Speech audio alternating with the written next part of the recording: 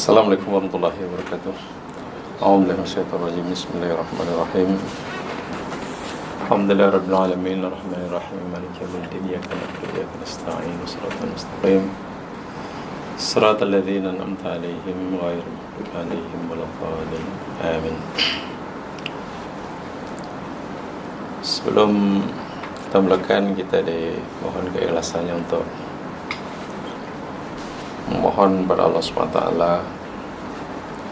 bagi kesejahteraan suami pada salah seorang dari jamaah kita, Puan Nurliza Umar, yang suaminya sedang mengalami sakit. Mudah-mudahan Allah SWT memberikan yang terbaik baginya. Allahumma salli ala Muhammad wa ala Muhammad kama shallaita ala Ibrahim wa ala Ibrahim wa barik ala Muhammad wa ala Muhammad wa ala Ibrahim wa ala Hamidum Majid. Allahumma inna nas'aluka bi anna lakal hamdu la ilaha illa antal mannan badi'us samawati wal ardi ya dzal jalali wal ikram ya hayyu ya qayyum ya hayyu ya qayyum ya hayyu ya qayyum la ilaha illa anta subhanaka inna kunna minaz zalimin. Allahumma inna ibaduka du'afa ji'naka muqirrina bidunubina fa in taghfir lana fa innaka lidzaka ahlu wa in tatrudna fa ma narju siwak. Allahumma inna ibadukal fuqara narju rahmatak igdi hawaja sahibi hadhil hajat.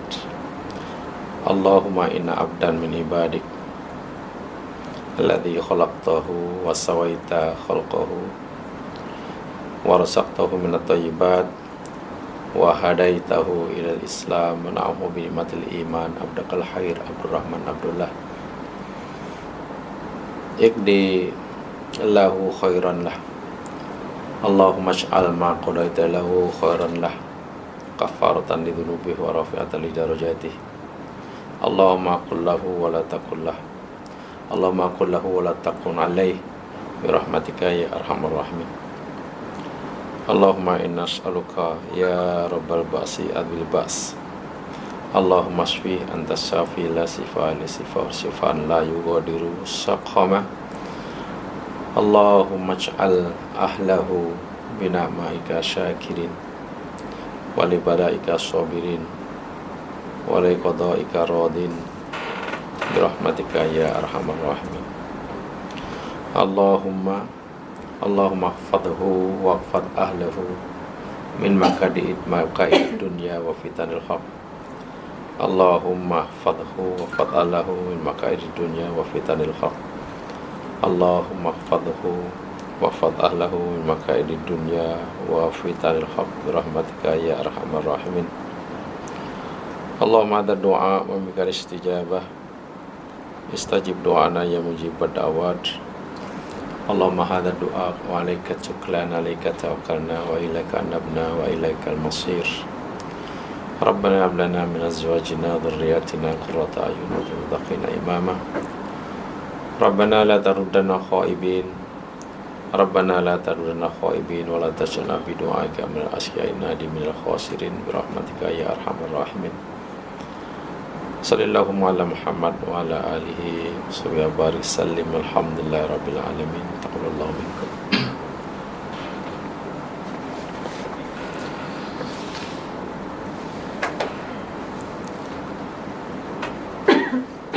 Jamaah yang dirahmati Allah sekalian, hari ini kita akan teruskan pelajaran kita tentang hadisul ahkam, hadis-hadis hukum.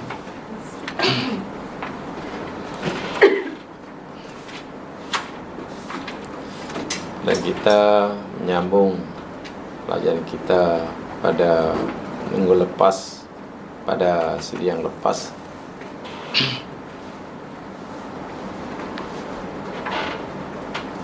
yakni hadis yang ke 1484. Betul ya?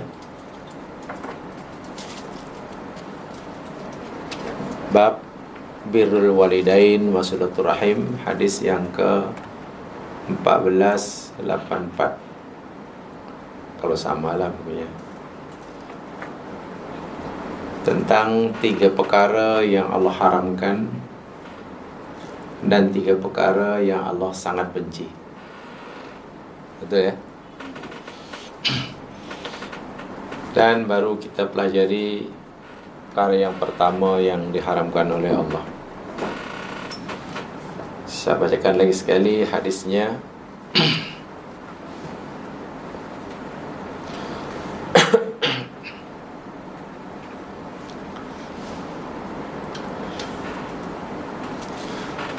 Wa 'anil Mughirah bin Syu'bah radhiyallahu anhu anna Rasulullah sallallahu alaihi wasallam qala inna Allaha harrama 'alaikum 'uquqal ummahat wa wa'dal banat wa man'an wahad wa kariha lakum qila wa qala wa kathratus su'al wa idha'atul mal. Itu ya, ini kan hadisnya. Daripada Mughirah bin Syu'bah radhiyallahu an, bahasanya Nabi sallallahu alaihi wasallam bersabda, sesungguhnya Allah mengharamkan ke atas kamu sekalian yang pertamanya menderhaka kepada ibu, khasnya kepada kedua ibu bapa amnya. Yang keduanya yakni menanam hidup-hidup anak perempuan. Ini budaya jahiliyah. Yang ketiganya yakni enggan membantu. Bukan sekadar enggan menolong orang, memberi, bahkan dia suka meminta. Dan Allah Subhanahu wa taala benci atas kamu sekalian dalam 3 perkara. Pertamanya yakni qila wa qala. Katanya maknanya menyampaikan sesuatu setiap apa yang dia dengar. Apa yang kita dengar tanpa usul periksa, tanpa pastikan sahih atau tidaknya, kemudian kita sampaikan. Itu namanya qila wa qala. Depa kata. Itulah. Itu Allah benci sungguh itu. Kedua, kathratus soal, banyak bertanya. Tentunya dalam hal-hal yang sudah jelas dan pasti, yang akhirnya akan menjadikan masalah yang mudah menjadi susah. Ketiganya idha'atul mal, yakni mensia-siakan harta benda.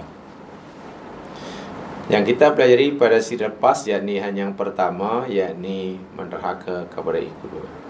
Baik, sekarang kita pelajari yakni yang kedua, wa wa'dul banat. Wa'dul banat, menanam hidup-hidup, menanam anak perempuan hidup-hidup. Ingat, ini adalah budaya jahiliyah. Budaya jahiliyah. Ya mas sekalian, ini mungkin saya agak jelaskan agak panjang sedikit. Wa'dun, waw, apa 3 hurufnya? Waw, wa'dul banat 3 hurufnya. Waw, hamzah, Ain, dal. Waw, hamzah, dal. Wa'dun. Ini sebenarnya dalam Al-Quran juga disebut. Jamaah boleh lihat dalam surah At-Takwir. At-Takwir ayat yang ke-8 dan 9. Dalam Al-Quran kalimah wa'dun ini waw, hamzah dan dal. Dalam Al-Quran disebut dalam surah At-Takwir ayat 8 dan 9.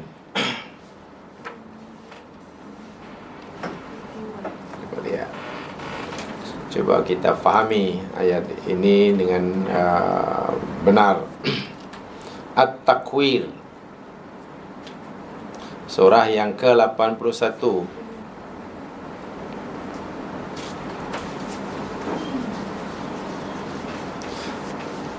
Ayat 8 dan 9. Di situ Allah Subhanahu wa taala berfirman, A'udzubillahi minasyaitonir rajim.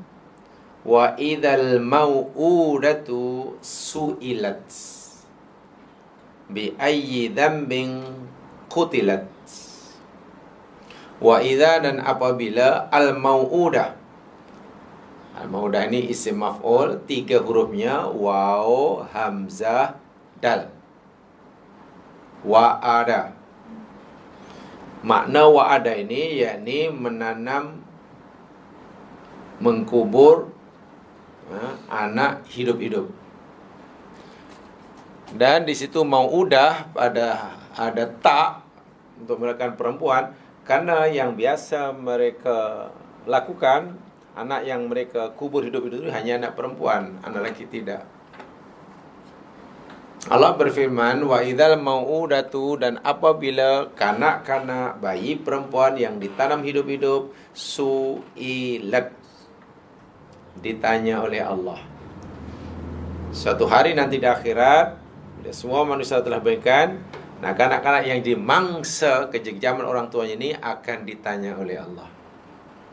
Ditanya bukan untuk mempertanggungjawabkan amalnya, tapi bertanya yakni untuk menempelak pelakunya. Budak ini ditanya bi ayyi dzambin qutilat, dengan sebab dosa apalah dia dibunuh. Agak-agaklah bila Allah tanya kelak, wahai anak, wahai budak hambaku yang masih bayi, dahulu kamu masih hidup, ditanam hidup oleh bapa kamu, apa salah kamu nak? Macam mana bayi zaman? Bayi baru lahir, tanam hidup, nanti di akhir ditanya oleh Allah, wahai hambaku yang dulu masih hidup, kamu ditanam, dikubur hidup oleh ayah kamu, dosa kamu apa nak? Kamu buat jahat ke? Macam mana jawab budak agaknya? Ya mungkin budak agaknya, manalah aku tahu ya Allah, aku tak tahu, tak erti apa-apa pun. Jadi pertanyaan Allah pada kanak ini bukan mempertanggungjawabkan amal si budak, tapi untuk menempelak, untuk menunjukkan betapa kejamnya orang tuanya. Jemaah sekalian, ayat ini, hadis ini, yakni sebenarnya cerita tentang tradisi buruk paling kejam yang diberikan oleh jahiliyah. Mereka sangat benci kepada anak perempuan. Secara umumnya, mereka ini tidak menghargai langsung kepada kaum Hawa. Memang tidak ada nilainya dalam pandangan mereka. Itu bila istrinya mereka anak perempuan, mereka serba salah. Ada 2 sikap yang mereka ambil bila Allah anugerahkan kepada mereka anak perempuan, istri mereka perempuan. Tengok bagaimana sikap mereka bila istrinya melahirkan anak perempuan. Kita lihat surah An-Nahl, surah 16. Surah 16 ayat yang ke-57 dan seterusnya. Dari segi hukum sudah jelas, nanam hidup-hidup, kubur hidup-hidup seorang anak, seorang bayi atau siapa sajalah adalah dosa yang sangat besar. Apatah lagi kanak-kanak tanam hidup-hidup orang dewasa itu pun satu kekejaman, apalagi kanak-kanak. Itu sudah jelas. Jadi saya ingin sampai di sini, yakni tentang sejarahnya, sejarah buruk jahiliyah ini. Allah menceritakan di dalam surah 16 ayat 57, 58 dan 59. A'udzu billahi minasyaitonir rajim. wa yaj'aluna lillahil banati subhanahu wa lahu ma yashtahun. Dan mereka orang-orang kafir jahiliyah itu menetapkan, yakni menjadikan bagi Allah anak-anak perempuan. Orang kafir Makkah jahiliyah menuduh, meyakini Allah ini mempunyai anak. Dan semua anak Allah itu perempuan belaka, tak ada yang lelaki. Siapa anak-anak Allah yang kata mereka perempuan belaka ini? Yakni para malaikat. Malaikat itu adalah anak-anak Allah dan semua malaikat perempuan. Subhanah, Maha suci Allah dari itu dan mereka itu. Peliknya pula, walahum ma yashtahun. Dan bagi mereka pula, mereka orang kafir jahiliyah ni, ma apa yang yashtahun, yang mereka sukai, yakni anak laki-laki. Jadi di sini mereka telah melakukan banyak kesalahan. Satu, kesalahan paling besar sekali, syirik, menuduh Allah punya anak. Itu dah ibu segala dosa. Kedua, menuduh Allah, para malaikat itu adalah semua anak-anak Allah. Bohong belaka. Ketiga, mereka mempercayai bahawa malaikat yang Allah itu semua perempuan belaka.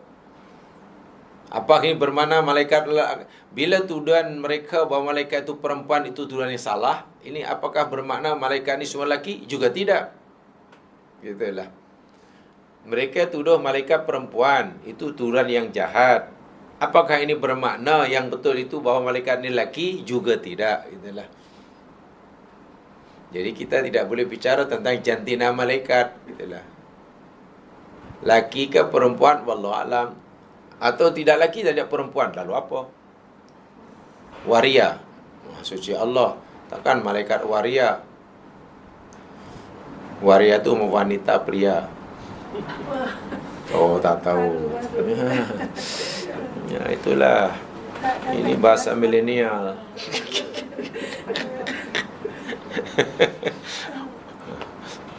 Waria, wanita pria. Tak juga itu satu kesalahan. Lebih jahat lagi, mereka kata anak Allah ni semua perempuan, sedangkan mereka pula tak mau punya anak perempuan. Kan jahat lagi tu.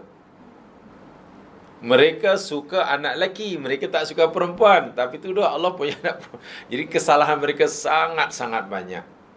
Sebab itu, wa idza busyira ahaduhum, maka apabila diberikan khabar gembira seseorang daripada mereka kaum jahiliyah ini, bil untha, dengan anak perempuan. Bila ada orang memberitahu bahawa istrinya melahirkan anak perempuan, itu semua khabar gembira itu. Kelahiran anak adalah kabar gembira. Tidak, ini menurut Al-Quran. Kelahiran anak itu adalah kabar gembira daripada Allah. Macam mana pun rupanya, macam mana pun sifatnya. Kerana itu amanah. Tapi peliknya, bila Allah beri khabar gembira kepada mereka dengan kelahiran anak perempuan, dhalla wajhuhu muswadda. Waliyadzubillah, teman-teman. Dhalla menjadi wajhuhu, wajah muka mereka, muswaddan menjadi hitam. Maksudnya apa ni ya? Hitam. Ya, hitam tu merah padam. Wa huwa kazim, dalam keadaan ia menahan kemarahan.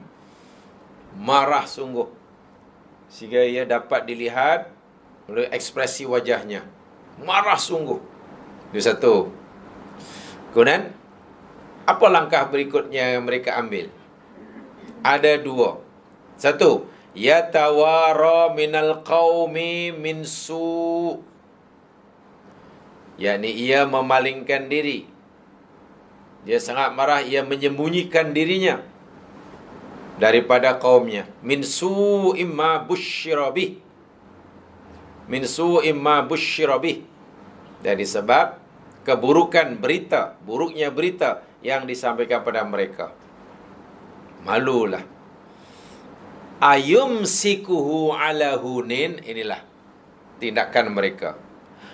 Sama ada yumsikuhu, dia menahannya, maknanya anak itu tetap dipelihara, dijaganya elok, dibesarkannya, tapi ala hunin, dengan penuh kehinaan. Jadi anak itu nanti hanya akan menjadi mangsa kezalimannya,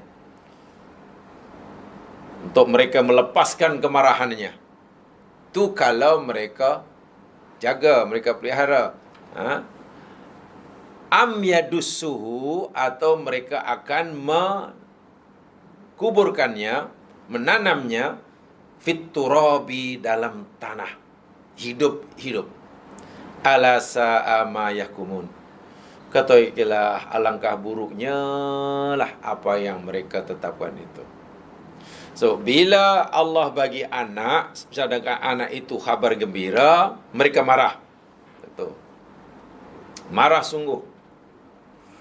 Karena mereka marah, ada perasaan malu, lalu mereka coba menyembunyikan berita buruk kata mereka ini, jangan sampai adalah kaumnya, orang lain mengetahuinya. Karena mereka tidak mau menanggung malu.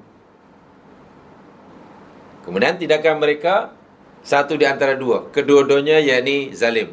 Sama ada anak ini akan dijaganya, dipeliharanya, ya, tetapi akan dijadikan mangsa kezaliman,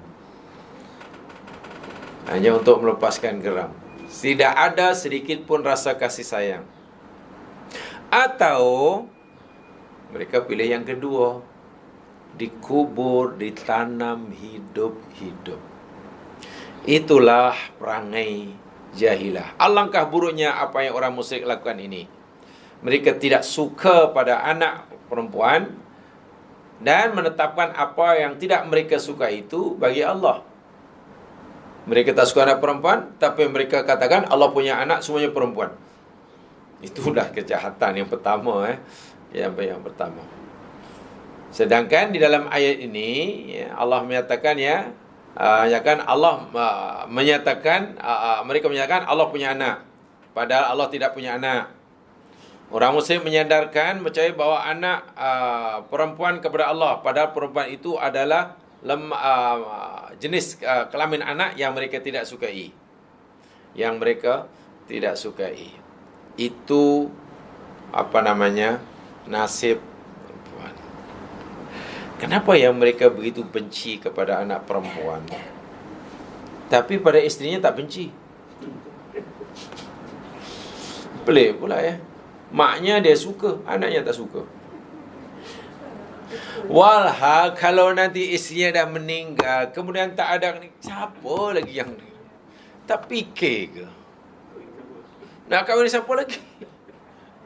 Nanti anak lakinya nak kahwin siapa? Kan kalau istrinya nanti dah meninggal.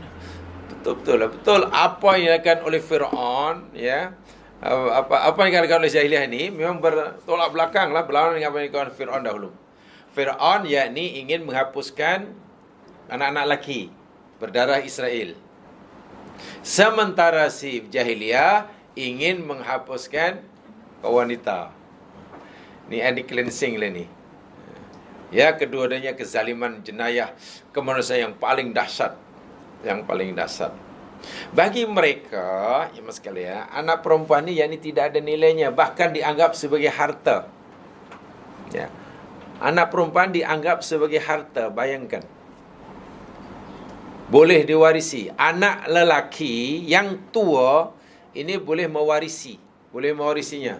Bila ayahnya meninggal, anaknya yang tua itu boleh menjadikan isteri bapaknya sebagai harta pusaka. Jadi tak nak harta ayah tak nak, tapi dia nak mewarisi istrinya. Kan waliyadzubillah. Dan sesuka hati mereka melakukannya, sesuka hati. Jadi istrinya yang sentiasa menjadi mangsa, iaitu bila mereka punya anak perempuan, istrinya mereka anak perempuan, maka dimarahinya lah istrinya. Ya, mungkin bagi mereka, tahulah kalau dalam bahasa sekarang apa mungkin.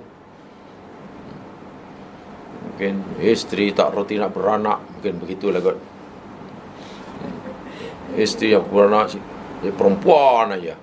Kita nak laki pun tak dapat. Kita belajar sains. Ya, waktu itu memang belum tahu, tapi Al-Quran sudah memberitahu tentang jenis kelamin anak itu 100% yakni kuasa Allah Subhanahu wa ta'ala. Lihat firman Allah Subhanahu wa ta'ala, kita kena menerima realiti ketetapan Allah ini. Lihat di dalam Al-Quran, Allah memberitahu kepada kita yakni di dalam surah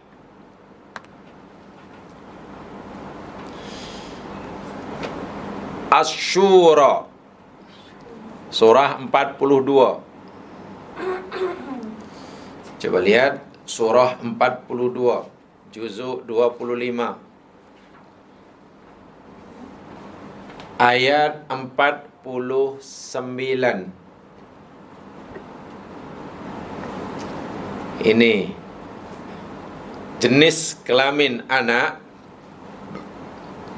Orang itu diberikan anak laki ke perempuan ke. Jenis jantinanya adalah Allah yang menentukannya. Tak sama ada anak itu jan ataupun tina. Kan jantina, mana jantina itu mana sama ada jan atau tina. Ya, ada kan orang cakap anak perempuan tina deh, ada. Tina, anak-anak wala si Tina. Lillahi mulkus samawati wal ard. Bagi Allah lah kerajaan, penguasaan dan kepemilikan langit dan bumi. Yakhluqu ma yasha. Allah menciptakan, Allah menciptakan ma yasha, apa saja yang dia kendaki. Apa yang kendaki? Contohnya, satu, yahabu limay yasha'u inatha. Allah memberikan anugerah bagi siapa yang dia kendaki anak-anak perempuan. Ya Allah kendaki dia bagi anak perempuan, dapat perempuan lah. Wa yahabu limay yasha'u dzukur. Dan Allah menganugerahkan bagi siapa yang dikehendaki anak-anak laki. Tengok. Pasangan ini dibagi anak perempuan. Pasangan itu dibagi anak laki. Semua laki, semua perempuan. Atau yuzawwijuhum dzukrana wa inatha. Atau Allah berikan kepada pasangan ini, yakni sepasang, ada dzukranan lelaki, ada inathan perempuan. Ada anak laki, ada anak perempuan. Yang ada yang cantik, Allah menyusunnya. Mula-mula lelaki, anak kedua perempuan, lelaki lagi, perempuan, laki, perempuan, laki, perempuan. 20 orang. 10 laki, 10 perempuan. Cantik susunan dia. Atau mungkin 2 lelaki, 2 perempuan, 2 laki, 2 perempuan. Cantik.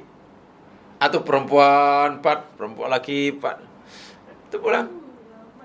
Ada yang laki saja. Ya, 11 orang laki ya, tak ada perempuan. Ada jamaah saya, adik-beradik 11 semua laki, tak ada perempuan. Tak ada perempuan. Dan ini yang ujung ni, wa yaj'alu may yasha'u aqima. Dan dia Allah menjadikan siapa yang dia kehendaki itu aqima, mandul. Itulah kehendak Allah. Nah, ayat ini sebenarnya boleh dibiarkan agak panjang, tapi bukan tajuknya ya. Kalau ikut ayat ini jemaah sekalian, jenis jantina manusia ini kata Allah hanya ada 2. Kan? Kalau tidak dzukronan, ya inatha. Itu jelah.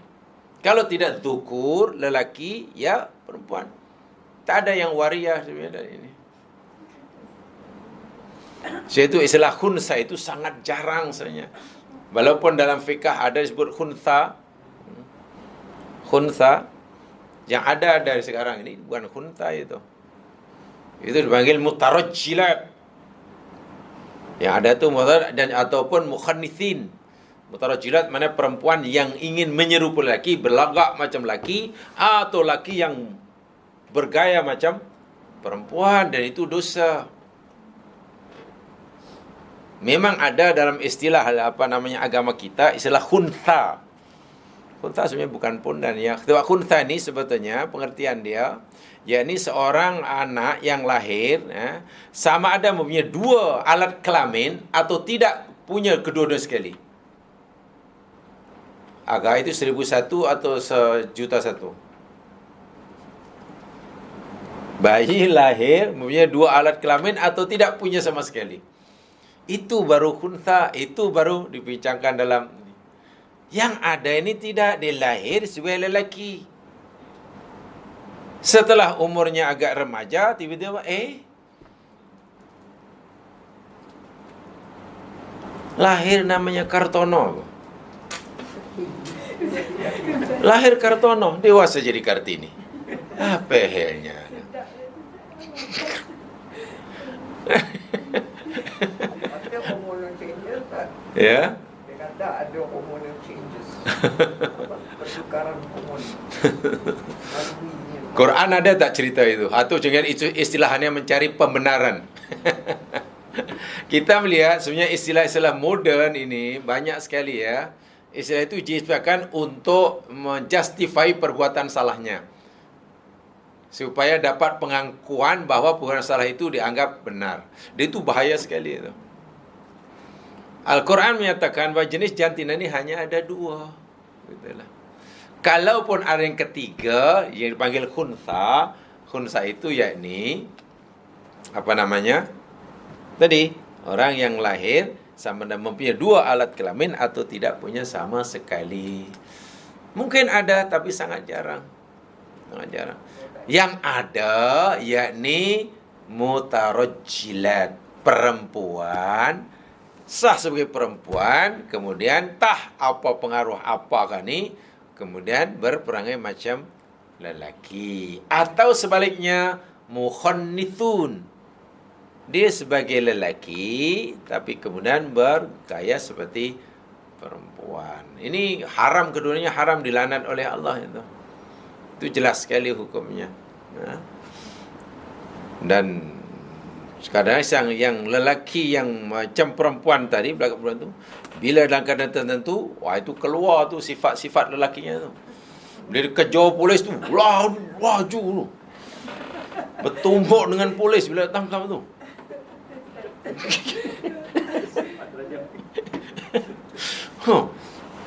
Boleh keluar pula, la ilaha illallah Rasulullah. Itu haram dia ya. Itu haram. Baik, ini wa'dul banat.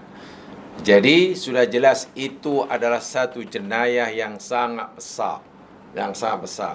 Dan Al-Quran, ya tak tahulah mungkin alasan apapun ya mas sekalian ya. Alasan apapun dalam agama ini, membunuh anak itu dilarang. Dilarang. Menggugurkan kandungan pun diharamkan. Itu dia mungkin wa'dul khafi. Katalah ada orang mengandung, lalu tanya dokter tentang kandungannya. Kandungannya ini berapa, dah umur? Oh, beginilah puan, kandungan puan ini sebetulnya ya ada, tetapi minta maaf, kandungan puan ini tidak cukup sifat. Di tangannya hanya sebelah, satu aja sebelah kanan. Kakinya pula hanya ada sebelah kiri. Sebelah kiri. Kemudian matanya satu ya di tengah-tengah. Tapi semua organ tubuh dia, inner organ dia semua normal. Jantungnya berfungsi, lang dia berfungsi, kidney semua. Hanya itulah dari segi fizikal luaran, tangannya hanya satu, kakinya satu, tangan hanya kanan, kaki hanya kiri, dan mata hanya di tengah-tengah saja. Sudah 2. Macam mana ni puan ni? Ingat ya, budak itu sihat, boleh hidup, tidak masalah. Hanya istilahnya apa ya? Dalam bahasa kita cacat lah. Itulah. Cacat itu sebetulnya bahasa kita ya, relatif sebenarnya. Cacat itu sebenarnya istilah yang relatif. Relatif kerana apa? Ia bersifat subjektif. Kan kita kata bayi itu cacat apabila tidak sama seperti mana kebanyakan kan. Karena biasanya orang lahir ada sepasang tangan, sepasang kaki, sepasang mata. Tiba-tiba hanya satu mata, satu kaki. Cacat lah. Coba kalau daripada zaman Nabi Adam itu Allah cipta manusia hanya satu tangan, satu kaki, satu mata. Tiba hari ini ada bayi lahir dua mata, dua tangan, dua kaki. Kita pun kata cacat budak ini. Tak susah ke jaga sampai dua kaki ya? Jadi cacat itu sebenarnya hanya pandangan kita, bisa subjektif, relatif. Atau sekarang begini, sekarang katalah umat manusia ada 7 bilion, katakanlah. Enggak mudah, 70 bilion manusia sekarang ini. 3 bilion 500 juta, 3,5 bilion, sepasang mata, sepasang tangan, sepasang kaki. Yang 3,5 bilion lagi, mata satu, kaki satu, tangan satu. Siapa yang cacat, siapa yang tak cacat? Kan susah kan menentukan. Akhirnya perempuan tadi, malu doktor, malu. Boleh tak doktor gugurkan sajalah. Apa rasanya gugur? Sebab ayah ini sehat. Nanti boleh hidup. Sebab jantungnya okey semua. Malu, tak nak, tak nak. Macam mana aku nak letak muka? Itu bunuh anak tu. Haram hukumnya tu. Kan? Lainlah kalau umpamanya katalah seorang perempuan mengandung. Kemudian menurut ilmu doktor yang boleh dipercayai, doktor adil, jika anak ini nanti lahir dengan biasa ataupun lahir dengan melalui operation umpamanya, mungkin menurut doktor yang adil ini, yang pakar ni, hanya boleh menyelamatkan satu nyawa. Jika katalah nanti proses operasi anak ini nak menyelamatkan bayinya, nampaknya ibunya nanti tak dapat tertolong lah, meninggal. Tapi kalau kita nak menyelamatkan ibunya, ya anaknya nanti. Dalam hal inilah dibenarkan memilih yang satu, dan agama memberikan panduan, yakni hendaklah diutamakan keselamatan ibunya. Itu tidak dikira membunuh. Itulah. Tidak dikira membunuh. Sebab apapun alasan membunuh anak ini dosa. Itulah. Itu pada dasar umumnya, apalagi hanya alasan karena miskin, susah, itu tidak boleh. Bunuh anak, dilantarkan anak, biarlah sakit, biar matilah. Lagi pula nanti kalau hidup lagi susah, dahlah susah. Tak boleh. Bunuh anak karena kemiskinan, dosa. Bunuh anak kerana takut miskin, dosa. Karena takut miskin maknanya dia sebenarnya belum miskin. Dia berkecukupan, tapi dia fikir-fikir jika dibiarkan anak nanti besar nanti takut miskin, lalu anak dibunuh. Waliyadzubillah. Dan inilah budaya jahiliyah yang dulu pernah melanda. Tak tahu sekarang masih ada, mungkin masih ada tapi tak dengar ceritanya. Ya, ini biasanya anak-anak yang jadi mangsa ni kalau zaman sekarang bukan pasal anak perempuan. Yang jadi mangsa sekarang ini yakni jika anak itu lahir, kelahirannya tidak diharapkan oleh orang tuanya. Kenapa? Karena ini lahir nanti tidak tahu kepada siapa dia nak panggil bapa. Karena maknya pun tak tahu anak siapa ini. Jadi maknya pun bingung ni kalau lahir budak ni siapa ayah dia ni. Ditanya ini siapa ni yang punya angkara ni, tak tahulah, tak ingat siapa. Akhirnya lahir aja, letaklah plastik bag, gantunglah gate surau. Sama ini dengan jahiliyah.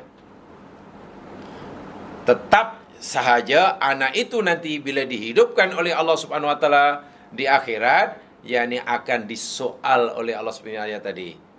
Wa idzal mau'udatu su'ilat. Yakni akan ditanya kenapa budak itu tanam hidup-hidup. Ditanam hidup-hidup. Jadi apapun alasannya. Dahulu kita negara kita pernah dilanda amal jahiliyah ni. Gantung, buang anak, campak di tong sampah. Kadang-kadang hanya diletak dalam plastik gantung di surau agarlah ada orang menemukannya. Itu sama aja tu. Ya, itu kena yang melakukannya itu. Tapi kalau ikut apa jahiliyah tadi, punca jahiliyah tadi malu. Malu tak sudah. Tak tahu mana boleh gitu, malu. Nah, sekarang mungkin orang yang membuang anak karena anak luar nikah, ya mungkin karena malu itulah. Mungkin karena mana tu, dia tak tahu bahwa itu adalah satu kesalahan yang sangat-sangat berat. Dahlah ia melakukan zina, anak lahir pula di bunuhnya ada itu. Oh, subhanallah. Ya. Subhanallah. Itu haram. Dan jelaslah itu budaya jahiliyah. Yang ketiga dalam hadis ini yang diharamkan oleh Allah yakni man'an wahad. Man'un wahad. Apa itu makna man'un wahad? Man'an wahad, di situ apa terjemahnya? Man'an wahad apa terjemahnya?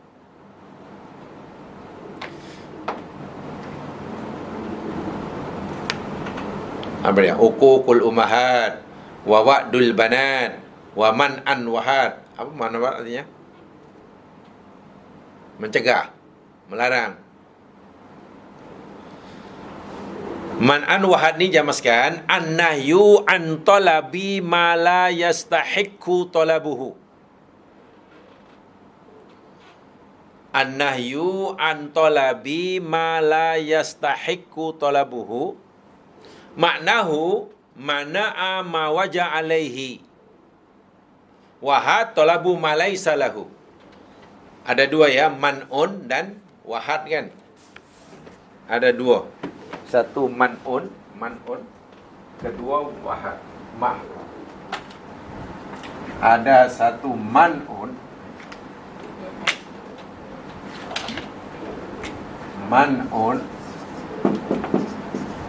kedua wahad. Man'un itu maksudnya yakni man'u ma wajaba alaihi. Man'u ma wajaba alaihi. Wajaba alaihi.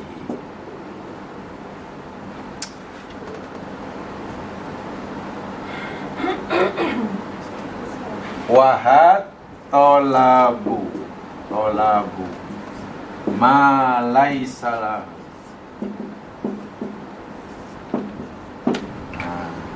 Ini pengertian dia. Di situ ada dua, man'un dan wahad. Man'un artinya man'u ma wajaba alaihi, menghalang atau menahan sesuatu yang wajib atasnya. Itu harfiahnya. Menghalang, menahan sesuatu yang wajib atasnya. Maksudnya man'un itu yakni orang yang enggan, yang tak mau melaksanakan apa yang menjadi kewajiban atasnya. Itu nama man'un. Contoh, bila kita punya hutang, maka kita wajib membayar balik. Kan? Kita wajib membayar balik tanggungan hutang tu. Tapi kita tak nak bayar. Itu namanya man'un. Itulah orang yang tak mau melaksanakan kewajibannya. Sementara wahad, ini degil. Wahad itu yakni talabu ma laysa lahu. Dia meminta atau mengambil sesuatu yang bukan haknya.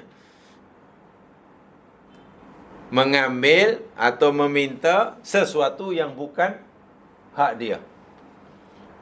Ini orang baik ke tak baik ni? Apa yang menjadi kewajipan dia, tanggungjawab dia, tidak nak buat. Apa yang bukan hak dia, dirampas. Oh, ini perbuatan yang paling keji ni. Paling keji. Dan inilah sebetulnya budaya jahiliyah. Bila kita diberi amanah, bila diberi tanggungjawab oleh siapa pun, maka wajib ke atas kita melaksanakan tanggungjawab tersebut. Keengganan kita melaksanakan kewajipan yang Allah berikan pada kita, yang diberi pada kita adalah dosa besar. Allah haramkan seseorang yang enggan menunaikan kewajipannya. Apa saja kewajipan? Kewajipan kepada, ini khasnya ini kewajipan sesama kita dalam muamalah khasnya. Memanglah kalau kewajipan Allah sudah jelas. Tapi dalam hadis ini katanya dengan muamalah. Orang-orang kafir ni bila punya pinjaman kepada orang mukmin, mereka tak nak bayar. Mereka tak nak bayar. Itu nama man'un.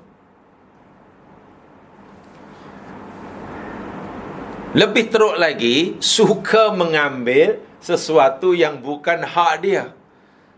Itu kan dah wal'iyadzubillah tu ya. Macam mana ya?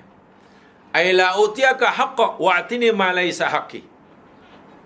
Jadi seakan-akan ini budak orang kafir jahiliyah, aku tidak akan memberikan kepada engkau apa yang jadi hak engkau. Sebaliknya engkau mesti berikan kepada aku apa yang bukan jadi hak aku. Kan aku tak akan berikan padamu apa yang jadi hak kamu. Sebaliknya kamu mesti berikan pada aku apa yang bukan hak aku. Kezaliman yang luar biasa ini.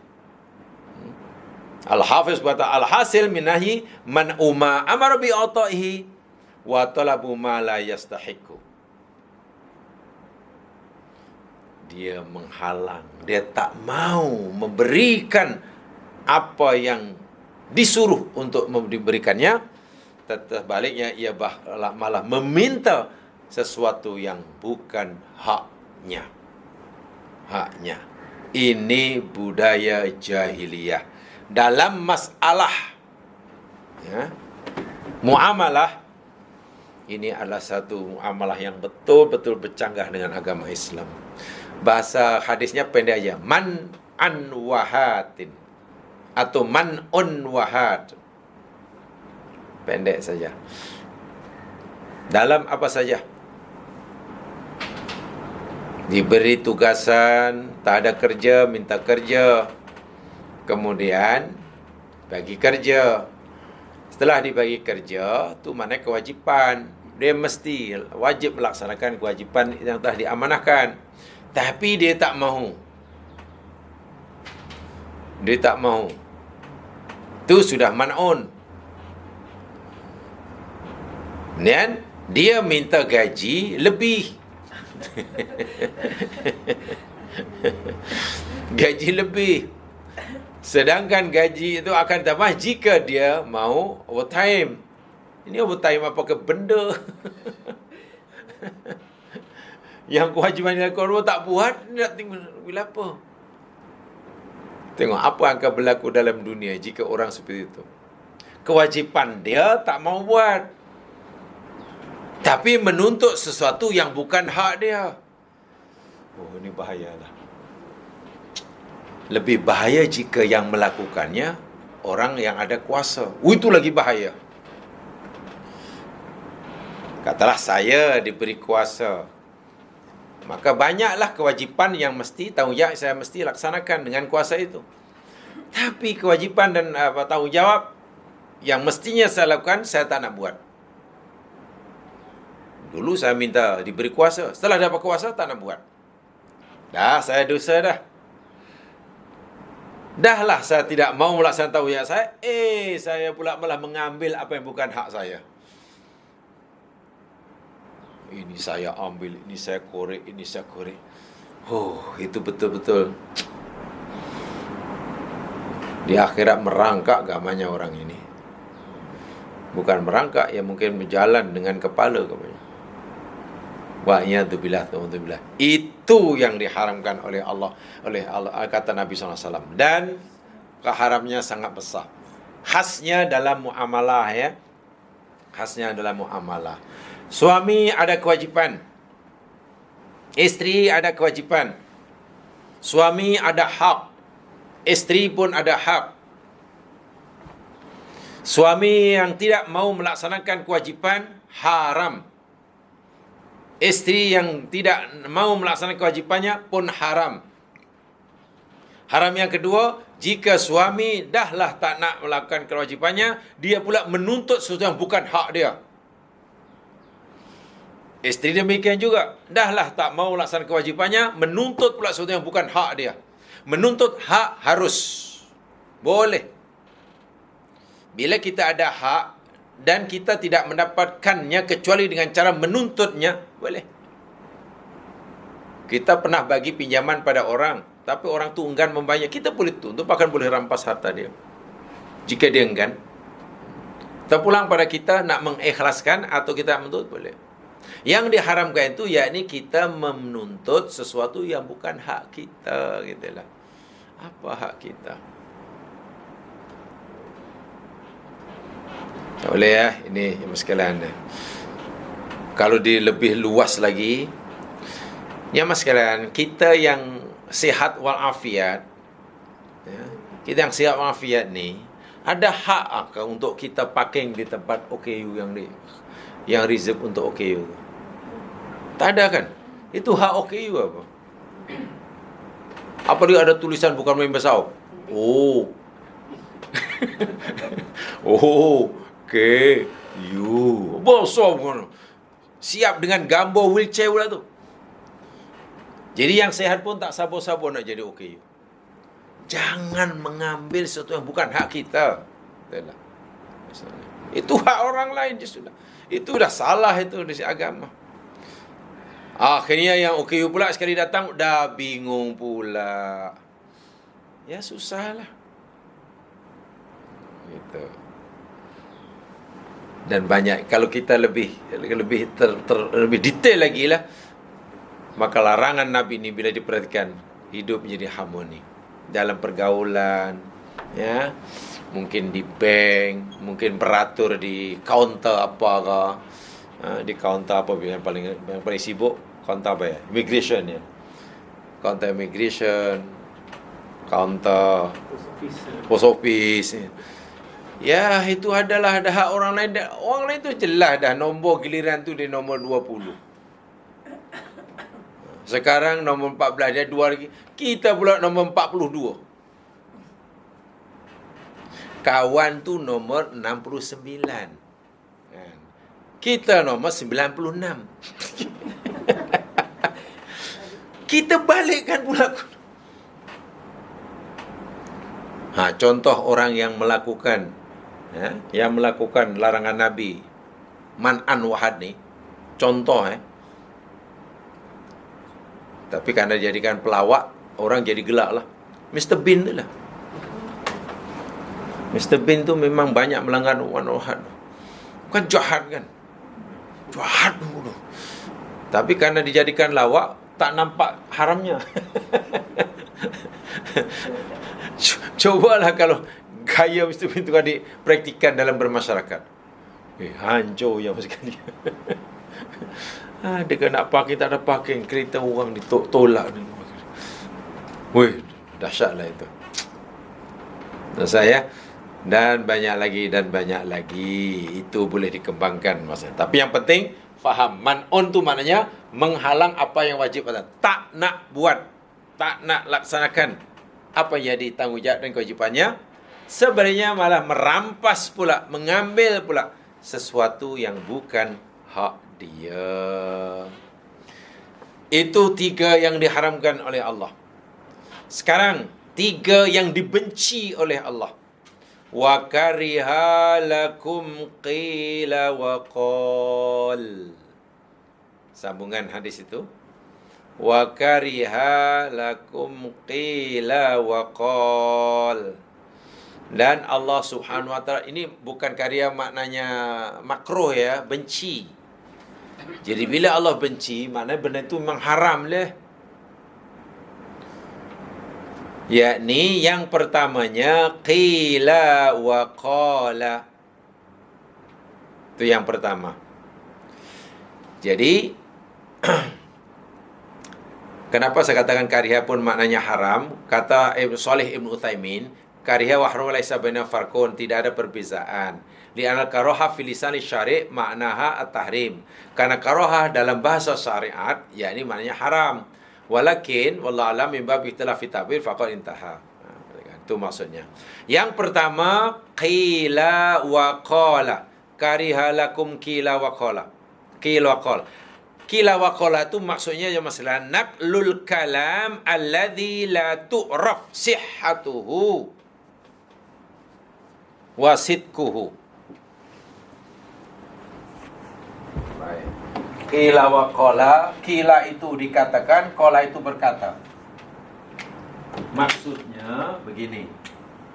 Qila wa qala itu maksudnya huwa naqlul kalami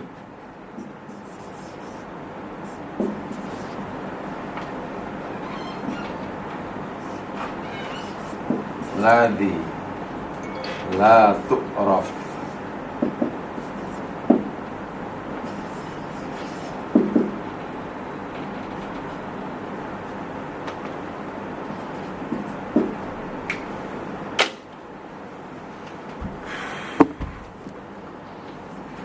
itu makna qila wa qala. Kalau terjemahan harfiahnya qila dikatakan, qala berkata. Yang saya kata depa kata lain. Kenapa you cakap macam tu? You tahu tak ada lah, ada orang kata, saya pun kata lah. Pengertian dia naqlul kalami alladhi la tu'raf sihhatuhu. Menyampaikan perkataan, berita atau statement atau apa sajalah. La alladhi la tu'raf sihhatuhu wa sidquhu, yang belum dapat dipastikan kesahihannya. Masya Allah, hadis ni rasa-rasa macam baru malam tadi Nabi bersabda. Sebab sekarang yang paling banyak melanggar, yang memviralkan adalah rupanya 14-15 abad yang lalu Nabi dah bagi tahu dah. Allah benci, Allah haramkan perbuatan memviralkan berita yang dapat je pun. Terus forward. Saya tanya pula, you dapat dari mana ni? You macam mana you kata? Mana I tahu, I forward aja. Ada orang beritahu. Itu pasal ya mas kalian. Pertama, pastikan dulu kesahihannya. Yang kedua, tidak semua yang benar pun kita mesti sampaikan pada orang lain. Kita kena fikir dahulu, kita timbang-timbang ada manfaatnya atau tidak. Tidak semua yang benar kita sampaikan, apatah lagi yang belum jelas. Itu termasuk dosa. Apatah lagi bila ia berupa fitnah yang melibatkan seseorang yang itu kadang-kadang Allah tengok Instagram, tengok Facebook, kadang tu ini orang ni koleksi dosa apa-apa benar. Bila tak suka dengan orang tu komennya, ya Allah ya Tuhanku. Yalah, memanglah komen seseorang di alam maya kan tak ada pertanggungjawaban. Mau tulis apapun kan mungkin karena terlalu mudah ya, tak ada pertanggungjawaban. Jadi orang menganggapnya remeh. Saya tunjukkan ayatnya dalam Al-Quran.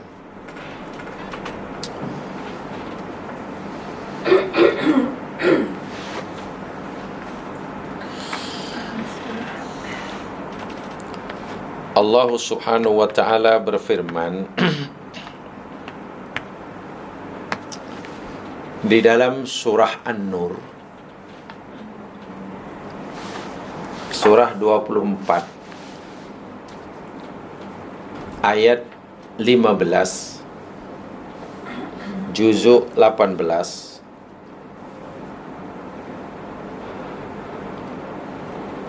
An-Nur 24 ayat 15.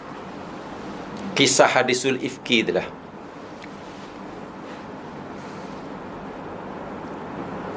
Kisah tentang berita bohong, dusta, fitnah yang tersebar luas, yang sudah viral pada zaman Nabi, memfitnah Aisyah Ummul Mukminin melakukan zina dengan Safwan bin Mu'attal itulah.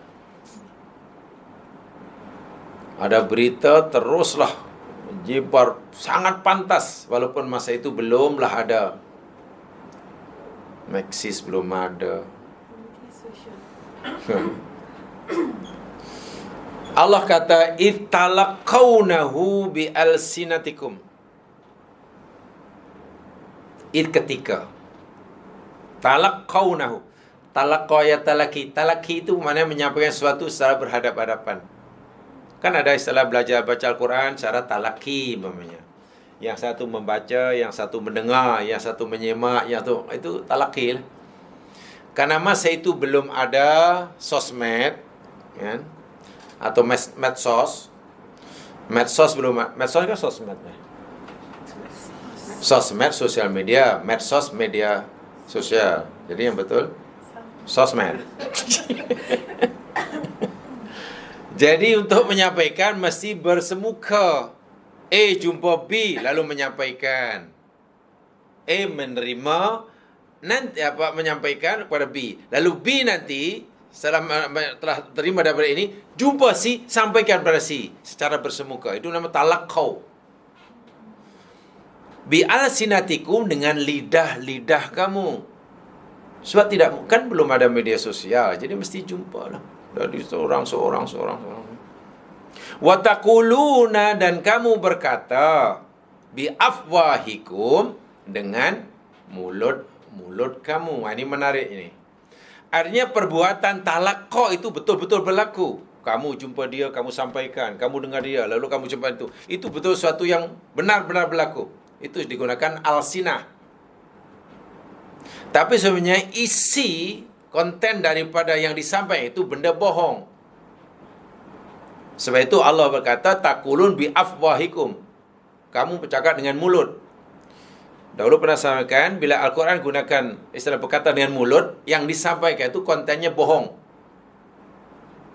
Tapi kalau bercakap dengan lidah, yang disampaikan itu betul. Gitu lah. Jadi bahasa Al-Quran ni ada macam tu. Tak tahu kalau dalam bahasa Melayu. Bahasa Melayu bercakap dengan mulut ke dengan lidah?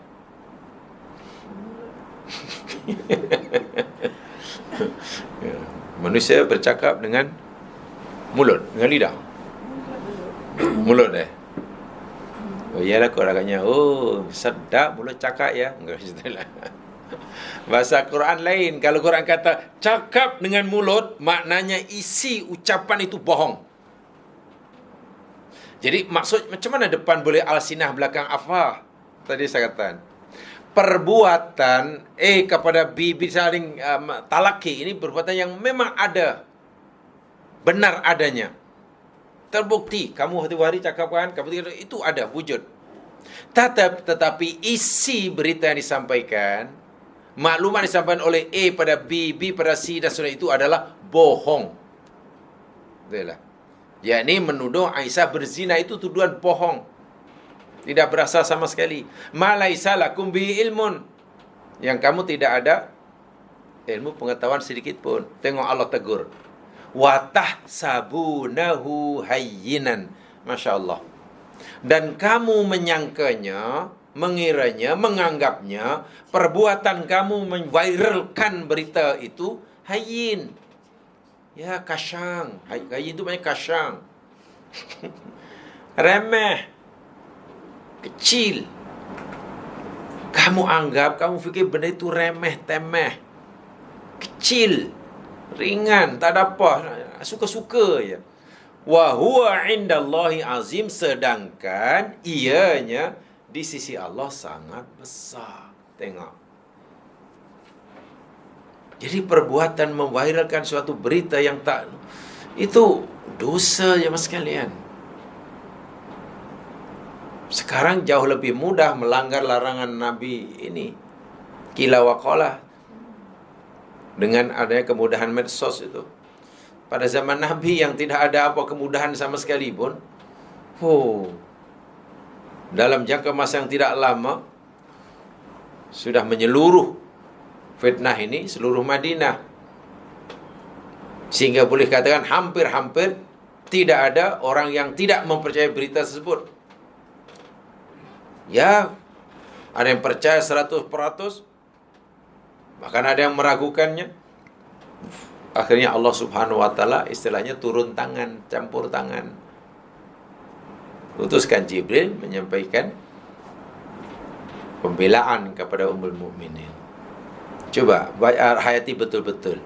Memviralkan berita yang belum jelas kesahihannya, apalagi ia melibatkan marwah seseorang, harga diri seseorang, muruah seseorang, itu sangat serius di hadapan Allah. Tetapi kamu menganggapnya benda yang remeh, atau Pak? Takkan, luar biasa itu. Sehingga Allah ingatkan, karena bagi Allah perkara ini sangat besar, ya. Tapi Allah ni Maha Pengasih, Maha Penyayang. Sebab itu ayat sebelumnya tengok. Sebelum Allah menyampaikan hakikat dosa, mewariskan sesuatu yang tak jelas ini, dalam ayat 14 kan Allah berfirman, tengok. Walaula fadlullahi alaikum warahmatuhu fid dunyal akhirah. Kalaulah tidak kerana kurnia Allah atas kamu dan rahmatnya di dunia dan akhirat, maknanya kalaulah aku, kata Allah, tidak limpahkan kurniaku ke atas kamu dan tidak limpahkan kasih sayangku pada kamu, lamassakum fima afattum fi adzabun adzim. Pasti sudah menimpa kamu azab yang sangat-sangat berat, yang besar, disebab apa yang kamu telah lakukan. Pertanyaan, kenapa Allah masih juga tidak timpakan siksa kepada sahabat-sahabat waktu itu, sedangkan mereka telah melakukan perkara yang sangat berat di sisi Allah? Jawapannya, Allah kata, ya, karena aku masih memberikan kamu rahmat kasih sayang. Kalaulah bukan karena rahmatku, jadi tidak adanya siksaan yang menimpa sahabat Nabi pada masa itu karena kesalahan ini, bukan bermakna mereka tidak salah. Tidak. Saya ulangi sekali. Sahabat-sahabat yang melakukan kesalahan yang berat di sisi Allah, tetapi tidak ada siksaan saat itu, bukan bermakna apa yang mereka lakukan itu tidak salah. Yang mereka itu tak salah. Jika salah, kenapa tidak ada siksa?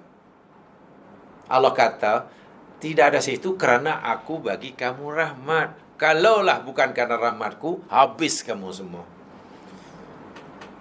Jadi sekarang demikian juga viral yang sudah menjadi bermaharajalela adalah, kenapa macam tak ada apa-apa benda, tak ada kepada Allah, tak ada orang masih Allah.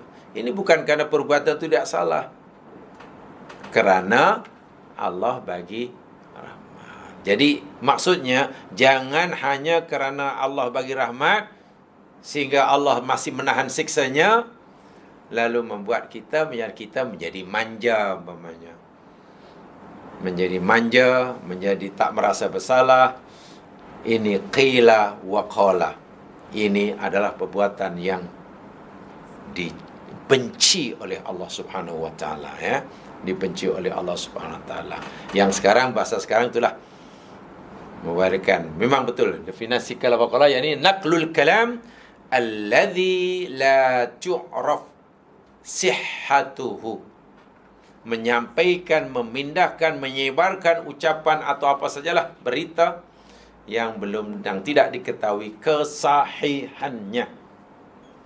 Yang kedua yang Allah benci, bahkan dalam hadis Nabi jelas, ya, dalam hadis Muslim, mungkin di belakang nanti ada hadis riwayat Muslim, Nabi bersabda, kafa bil mar'i ithman ayuhadditha bi kulli ma sami'. Cukup besar dosa seseorang yang menyampaikan setiap apa yang dia dengar pada orang lain. Setiap apa yang kita terima pada orang lain, lalu kita sampaikan tanpa usul periksa, itu besar sekali dosanya. Sedangkan jika yang kita terima benda itu benar pun, kita tidak semestinya menyampaikan, kita kena fikir, membawa faedah atau tidak, berkebaikan atau tidak, dan seterusnya. Jika tidak membawa faedah, bahkan makan kerusakan, ya tak payah. Yang keduanya yang dibenci oleh Allah yakni kathratus su'al. Kathratus su'ali.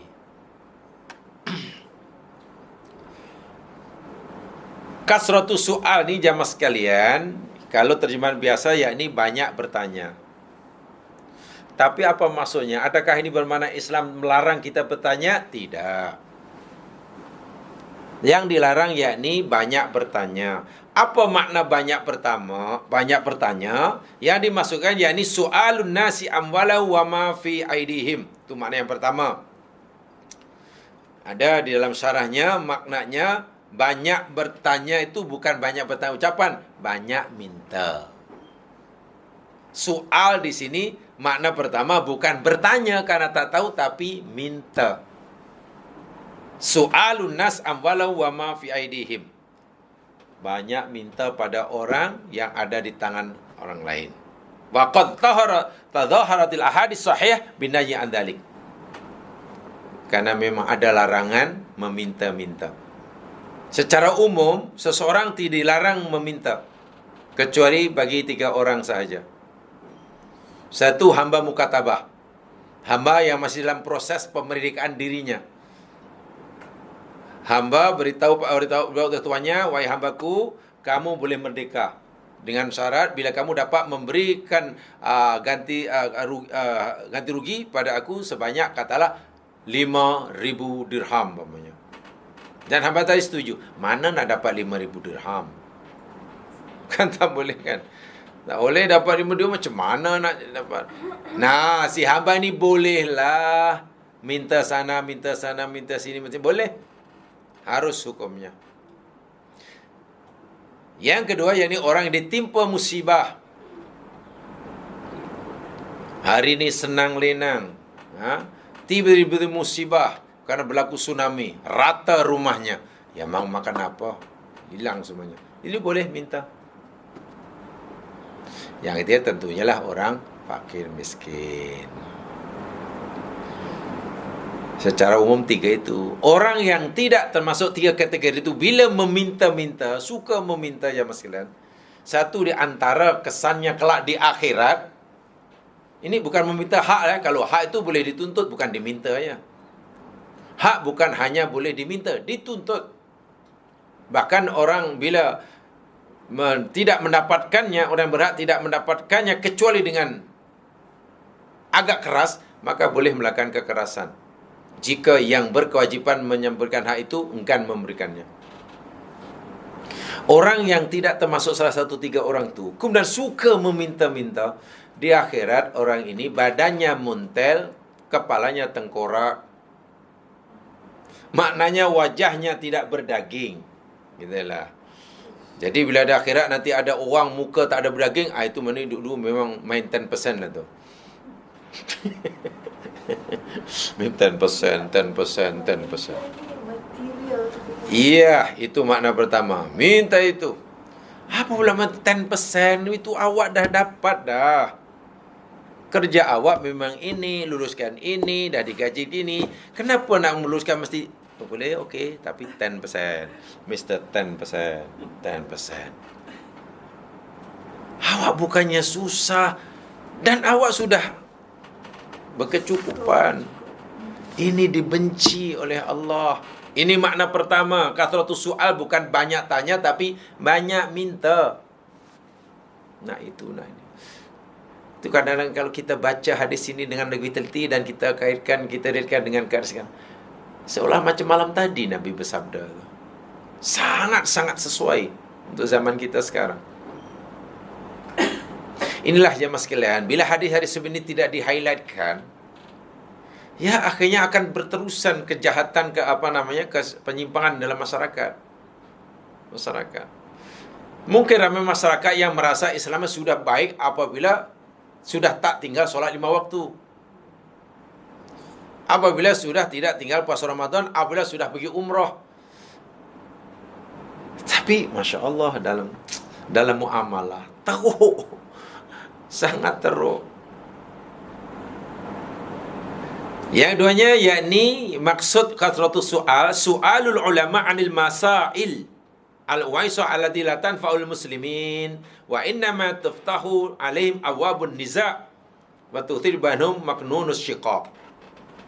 Yang kedua, maksud kata saya ini bertanya kepada orang alim berkaitan dengan masalah-masalah yang tidak memberi manfaat kepada orang Islam. Sebaliknya, hanya akan membuka pintu perpecahan, perselisihan, pergaduhan.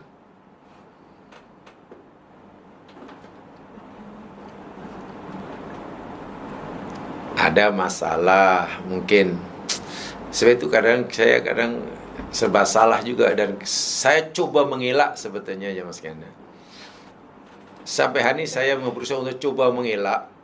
Sering ada pertanyaan suruh komen tentang video. Mungkin ada usaha itu cakap itu video itu. Ini sebenarnya mengadu domba.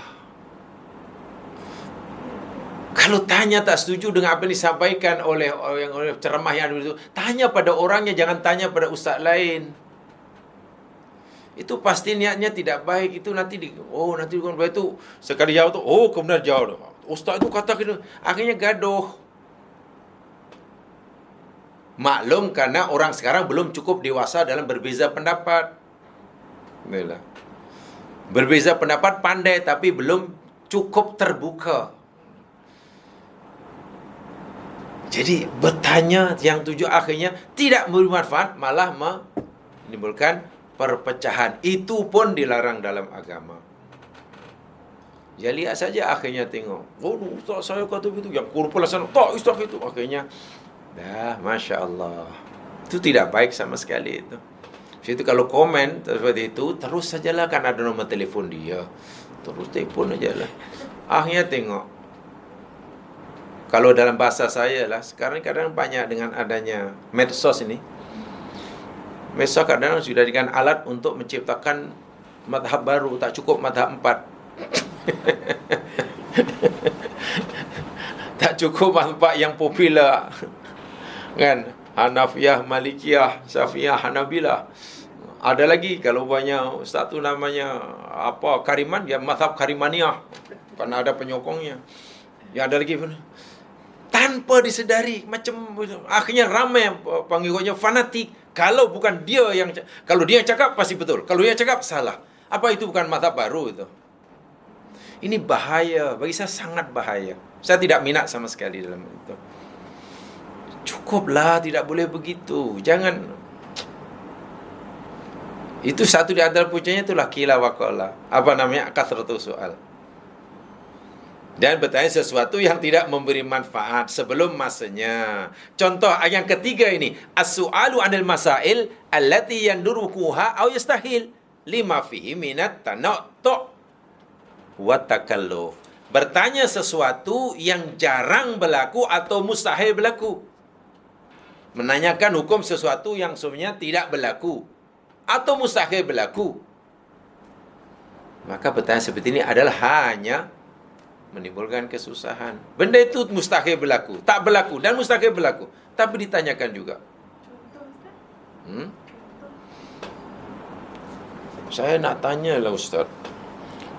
Kan wudu itu yakni mesti basuh muka, tangan, sapu, kepala dan basuh kaki. Saya nak tanya Ustaz, bagaimana jika orang itu kata lahir, tangan tak ada, kaki tak ada? Bulat dia macam bola. Macam mana wudunya? Ada katanya benda yang mustahil. Umar pernah ditanya sesuatu.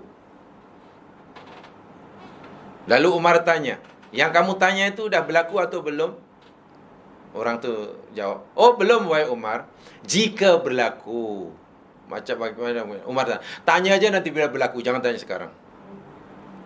Jangan tanya sesuatu yang belum berlaku, hanya andai-andai. Itu buang boreh namanya. Habiskan boreh aja. Itu termasuk kathratus soal. Kathratus soal. Sia kadang sangat pertanyaan bila sampai yang sedetail-detailnya. Saya pernah sekan ya. Ini ada kisah benar. Imam Hanifah ketika mengajar fiqah, saya pernah sampaikan dahulu. Imam Hanifah waktu sudah agak berumur. Jadi bila mengajar itu duduk di bawah di lantai, kakinya tu di apa? Selunjurkan gitulah. Dan biasa sebab murid depannya tu dah murid lama, jadi dah tahu lah, oh tuan guru memang kakinya tak sihat jugalah. Dianggap sopan aja lah oleh murid-muridnya. Tiba-tiba ada orang baru masuk nak join kelas itu. Abu Hanifah belum kenal. Jadi Abu Hanifah seorang yang sangat tawaduk, ingin menghormati jamaah baru.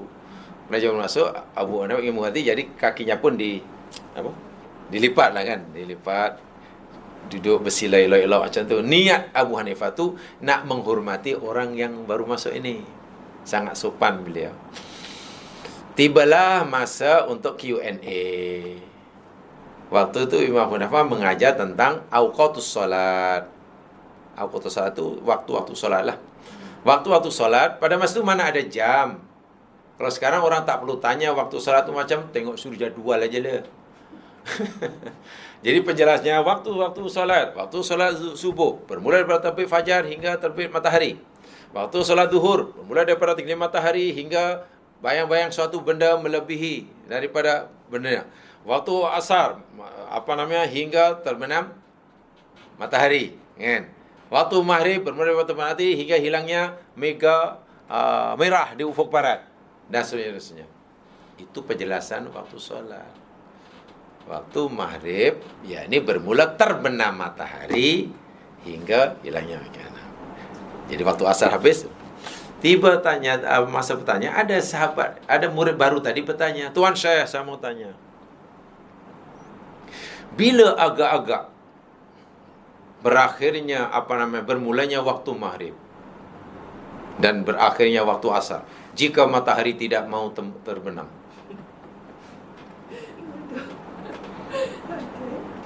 Itu kan benda mustahil ya. Iyalah, nak mustahil itu mungkinlah suatu hari nanti kan memang matahari terbit daripada barat, kan? Ya, matahari terbit dari barat kan nanti matahari tak terbenam. Jadi bila agaknya masuk waktu maghrib, bila matahari tak nak terbenam. Abu Hanifah seorang yang bijak. Akhirnya qad hana Abu Hanifah. Sekarang tiba masanya Abu Hanifah untuk menjulurkan semula kakinya. Abu Hanifah tidak jawab. Kakinya tu dihulurkan. Maksudnya apa? Sebelumnya Abu Hanifah ingin menghormati orang ini karena orang baru. Tapi kalau diberi peluang untuk bertanya, malah tidak menghormati. Sudahlah, orang tak menghormati orang, tak payah dihormati. Tidak dijawab. Dan itu pernah juga di Indonesia, pernah berlaku begitu.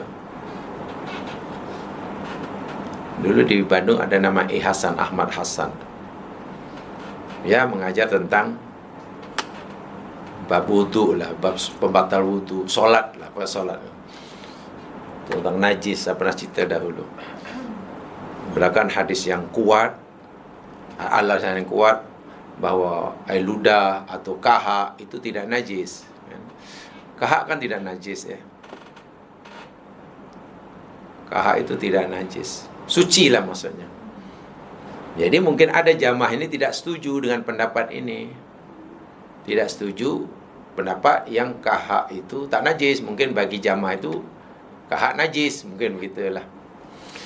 Tiba soal jawab, jamaah ini boleh tanya, Tuan Syekh, Tuan Syekh kata kahak tidak najis. Ya, betul tidak najis. Sekarang apa hukum orang yang nak solat, sebelum solat pula melumuri badannya dengan kahak?